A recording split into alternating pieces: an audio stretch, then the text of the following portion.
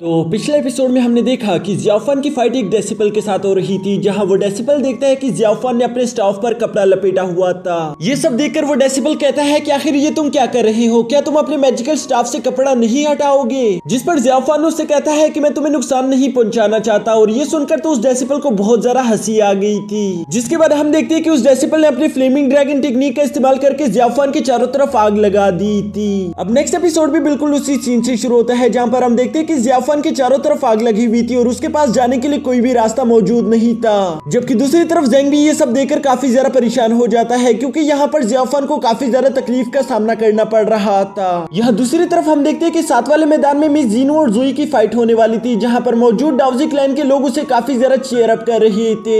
लेकिन मिस जीनो का सारा ध्यान तो फाइट के बजाय ब्रदर काई पर था, जिसकी वजह से वहाँ पर मौजूद उसका एक भाई कहता है कि लो हमारी तो वाट लग गई। अगर यहाँ पर ये सब कुछ ऐसे ही चलता रहा तो वो फाइट पर ध्यान कैसे देगी? जिसके बाद हम देखते हैं कि वहाँ पर मौजूद इन दोनों की फाइट शुरू हो गई थी, जिसमें मिस जीनो पहले अटैक करना शुरू कर देती है। और यहाँ पर मिस जीनो के अटैक्स को मिस ज़ोई काफी ज्यादा मुश्किल के साथ डॉज कर रही थी, जिसकी वजह से मिस जीनो को काफी ज्यादा खुशी भी होती है। साथ ही साथ वो यहाँ फाइट के दौरान बार बार ब्रदर काई की तरफ देख रही थी। वो उसे बताना चाहती थी कि मैं फाइट में कितनी ज्यादा बेहतरीन हूँ, जबकि ब्रदर काई भी उसे चीयर अप कर रहा था, जिसकी वजह से मिस जीनो का कॉन्फिडेंस और भी ज्यादा बढ़ जाता है और वो काफी अच्छी तरीके से फाइट करते हुए मिस ज़ोई की तलवार उससे छीन लेती है। यहाँ मिस ज़ोई की तलवार लेने के बाद मिस जीनो उससे कहती है कि तुमने देख लिया ना कि मैं अपने मैजिकल वेपन के साथ कितनी ज्यादा बेहतरीन हूँ, मुझे तो उम्मीद नहीं थी कि मैं तुम्हें इतनी आसानी के साथ हरा दूंगी। जो सुनकर अब मिस ज़ोई को भी काफी ज्यादा गुस्सा आ गया था और इसलिए वो जंप करते हुए अपनी तलवार को वापस छीनने की कोशिश करती है, जिसके दौरान उसे ये बात भी अच्छे से मालूम हो जाती है कि मिस जीनो अपने रिबन को कंट्रोल करने में इतनी भी ज्यादा बेहतरीन नहीं, और इसीलिए वो उसी के रिबन का इस्तेमाल करके उसे फंसाना शुरू कर देती है। यहाँ अपनी रिबन में फंसने की वजह से हम देखते हैं कि वो इस फाइट को हार चुकी थी, जो देखकर मास्टर टियन को काफी ज्यादा गुस्सा आ गया था, क्योंकि उन्हें मिस जीनो से काफी ज्यादा उम्मीद थी और वो लोग चाहते थे कि हम लोग यहाँ पर इस कंपटीशन को जीत ले।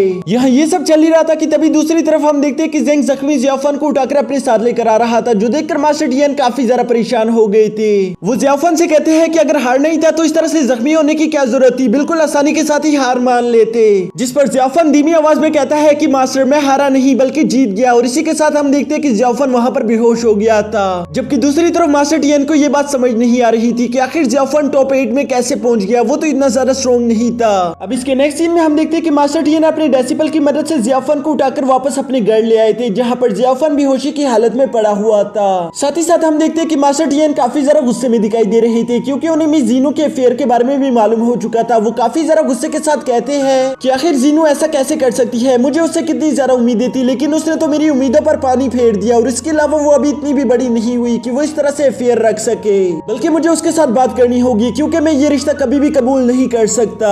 यहाँ उनकी वाइफ उन्हें समझाने की कोशिश करती है, लेकिन मास्टर टियन तो कोई भी बात सुनना नहीं चाहते थे और इसलिए वो गुस्से के साथ वहाँ से निकल जाते हैं। इन लोगों के यहाँ से जाने के बाद हम देखते हैं कि जियाओफान भी होश में आ गया था और उसके सर में काफी ज्यादा दर्द हो रहा था, जिसकी वजह से वो ठंडी हवा लेने के लिए बाहर चला जाता है। यहाँ अकेले वॉक करते करते अचानक से हम देखते हैं कि जियाओफान की नजर मिस जीनो पर पड़ गई थी, जो कि कहीं दूर बैठकर रो रही होती है। ये देखकर जियाओफान फौरन से उसके पास चला गया था। वो उससे सवाल करता है कि आखिर तुम्हें क्या हो गया, क्या तुम ठीक हो? जिस पर मिस जीनो रोते हुए जवाब देती है कि आखिर मेरी फैमिली को मुझसे मसला क्या है, वो मुझे कभी भी खुश होता हुआ नहीं देख सकते, उन्होंने कभी भी मेरी खुशी का ख्याल नहीं रखा, और आज जब जिंदगी में पहली दफा मैंने उनसे कुछ मांगा तब भी उन लोगों ने इनकार कर दिया। अगर डाउजी क्लैन और ड्रैगन क्लैन की आपस में नहीं बनती तो इसमें हमारी क्या गलती? मैंने और काई ने तो एक दूसरे से वादा किया था कि चाहे पूरी दुनिया ही हमारे खिलाफ क्यों ना हो जाए, हम दोनों कभी भी एक दूसरे का साथ नहीं छोड़ेंगे, इसलिए चाहे कुछ भी हो जाए मैं हमेशा उसके साथ रहूंगी। और वो ये कहकर वहाँ से चली जाती है। जबकि दूसरी तरफ हमें जियाओफान के चेहरे पर साफ साफ दिखाई दे रहा था कि वो ये सब सुनकर काफी ज्यादा उदास हो गया,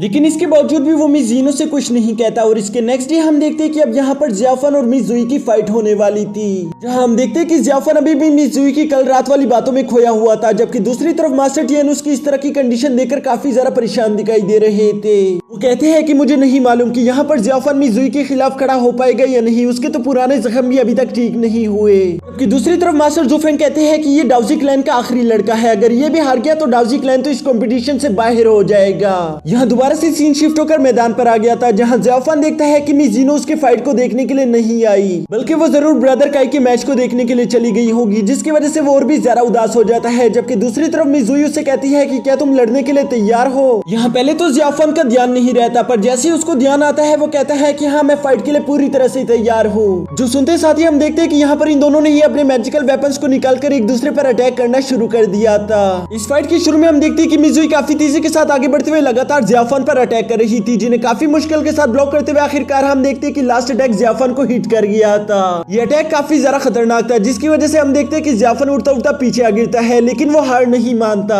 बल्कि वो दोबारा से खड़ा होकर आगे बढ़ते हुए मिजुई से फाइट करना शुरू कर देता है, जहाँ पर हम देखते हैं कि यहाँ हवा में इन दोनों की ही मैजिकल वेपन एक दूसरे से टकरा रहे थे। इस टकराव की वजह से वहां पर बहुत बड़े बड़े एनर्जी शॉकवेव क्रिएट हो रहे थे, जिसकी वजह से मिजुई और जियाफान दोनों ही काफी बुरी तरीके से घायल हो जाते हैं। लेकिन यहाँ पर मिजुई की एनर्जी काफी ज्यादा हाई थी, जिसकी वजह से हम देखते हैं कि जियाफान अपने मैजिकल स्टिक के साथ उड़ता उड़ता दोबारा से आकर नीचे गिर गया था। इस बार तो उसके मुंह से भी खून निकल रहा होता है, लेकिन इसके बावजूद भी हम देखते हैं कि जियाफान हार मानने की मूड में बिल्कुल नहीं था। वो दोबारा से फाइट करने के लिए खड़ा हो जाता है। यहाँ पर यह सब देखकर ऐसा लग रहा था कि शायद जियाफान खुद को नुकसान पहुंचाने की कोशिश कर रहा है, जबकि दूसरी तरफ हम देखते हैं कि मिजुई ये सब देखकर काफी ज्यादा गुस्से में आ गई थी। वो जानती थी कि जियाफान इस तरह से हार नहीं मानेगा, इसलिए वो और भी तेजी के साथ आगे बढ़ते हुए जियाफान पर अपने 1000 पाम टेक्निक का इस्तेमाल करना शुरू कर देती है, जिसकी वजह से जियाफान काफी बुरी तरीके से घायल हो चुका था। यहाँ तक कि जियाफान से तो खड़े होकर चलने भी नहीं हो पा रहा था, लेकिन इसके बावजूद भी हम देखते हैं कि वो अपने मैजिकल स्टिक को नीचे नहीं गिराता, यानी कि वो अभी भी यहाँ पर फाइट करना चाहता था, जो देखकर मिजुई उस पर अपना सबसे खतरनाक इटर्नल फायर अटैक कर देती है, जिसकी वजह से जियाफान के आसपास इटर्नल फ्लेम लग गई थी। ये देखकर वहां पर मौजूद सारे लोग काफी ज्यादा हैरान हो गए थे, और साथ ही साथ वो लोग जियाफान के लिए काफी ज्यादा परेशान भी हो जाते हैं। इसी के साथ हमारा ये एपिसोड भी यहीं पर खत्म।